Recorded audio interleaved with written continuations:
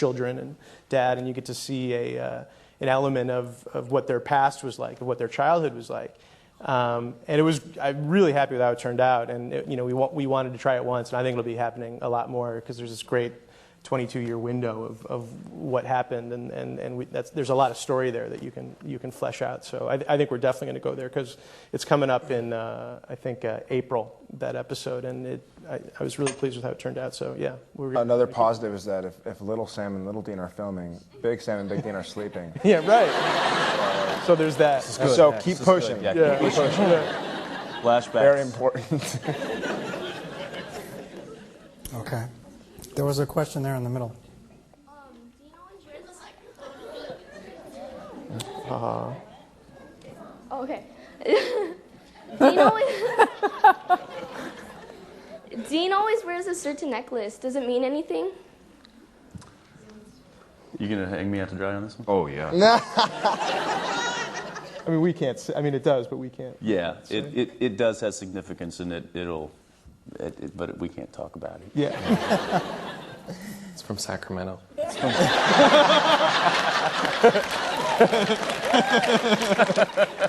That's a great question, though, that you picked up on that necklace. So. Okay, I'm trying to spread them out. You got somebody back there? Okay, and then this woman down here in the red shirt. But go ahead in the back first. I thought I heard you guys mention on a show one time you guys do green screen, blue screen, that kind of thing for special effects. Has that gotten a lot easier for you to do and kind of, fake it? Yeah. And the second part to the question was when the DVD set comes out, are you guys going to have a lot of behind-the-scenes jokes? Because, yeah, this is funny.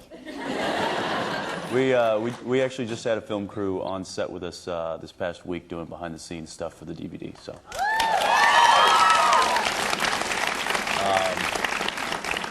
going back to your first question, the green screen and stuff, we do a lot of.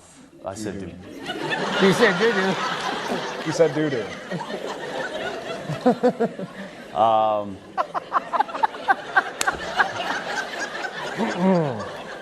We do work a lot with Doo-doo. Jared, you can take this one. As Kim and Jensen were saying, we do. And no, we do. It was. I guess it was a big learning process for everybody. Just it's a very interesting sort of task to be given to, especially these kind of crazy, either emotional sequences or these crazy physical sequences. When they're like, all right, now you're in the woods and it's dark and it's scary and you're hearing things. And then you look behind you, and there's just this big blue wall with tape, and there are a couple crew guys standing back there smoking cigarettes, and cursing and showing off tattoos. And so it's. I think speaking for myself, I hope I've gotten more of a hang of it. And aside from just the actual green screen of it, we can just be in a normal set, and they're going to visual effects will then put in something like Phantom Traveler with the smoke that would come out of the vents and stuff like that. That's not something that we obviously see. So we have to pretend that it's there, and that there's no real green screen work going on there. But there's also an episode coming up that Kim directed called Shadows, and we deal with... yeah, it's just Aaron. Well, what happened in Shadows... did you see... I haven't seen it. Do you remember that? He loved my work. Yeah. That's right. If you remember the shot where Meg did the high fall.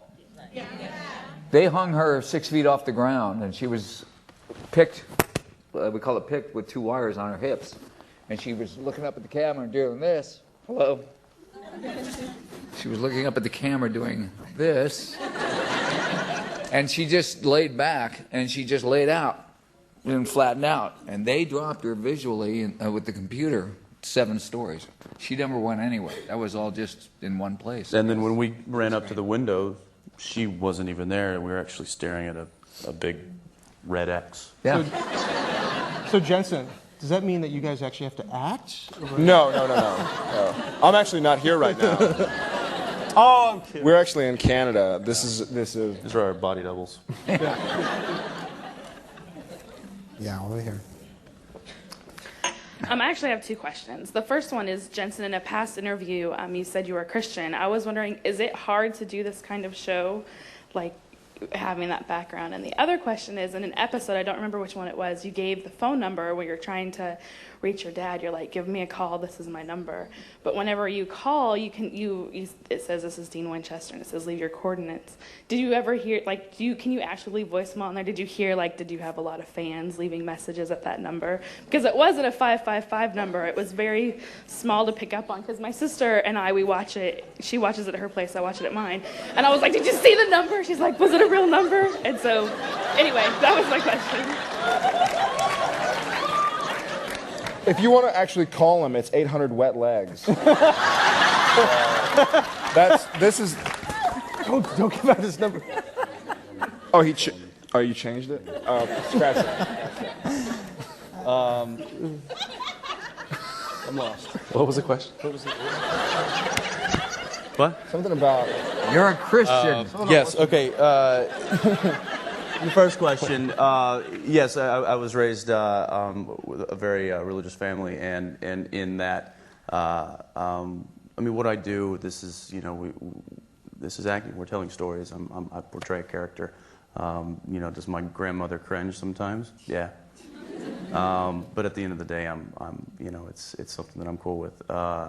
And then as far as the phone numbers, and I think there's even website. There's a when they email. call. Yeah, every There's so actually often. been a huge response to it. Yeah, we got a couple. I listened. I mean, we couldn't listen to all of them, but there was a couple thousand voicemail messages of people who called, and I mean, I listened to maybe 20 or 30 of them, but some of them are hilarious. They were like, Sam and Dean, there's a ghost in my attic. You have to come quick.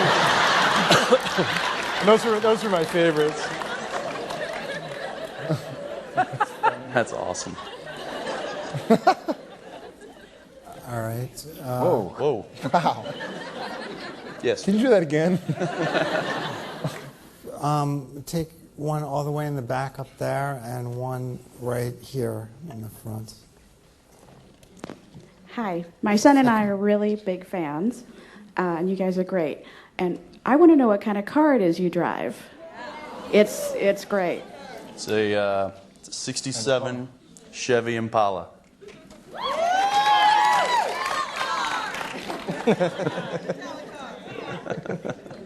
They're going to sell well. Yeah. There it is. And we've got about... We've just bought our fifth one. Fifth one. We got about 5 of them.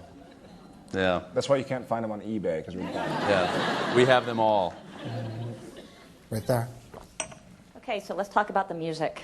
Yes. Yes. All right. I grew up in the 70s. I grew up on the mullet rock. So, yeah, let's talk about where the inspiration came from with that. That was something that was really important to me coming into the show, coming into the pilot. I'm from a small town in Ohio, and this is the music I listened to, and I was a huge Zeppelin fan, and so when it came time to write the pilot, and produce it, it was so important to me that it have that music and not have, all due respect to my beloved network, not have the music that's usually on that network. And it was so important to me. I was so rabid about it that in the original draft of the pilot, I even wrote in the script, I wrote cue music, and you can take your anemic alternative pop and shove it up your ass.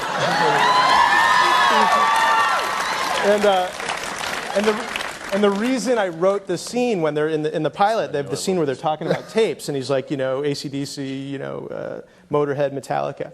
And the reason I wrote that in is I said, well, if we shoot that and it gets into the pilot, then we have to use my music because it's in the show, and they can't put in some Sarah McLachlan in post.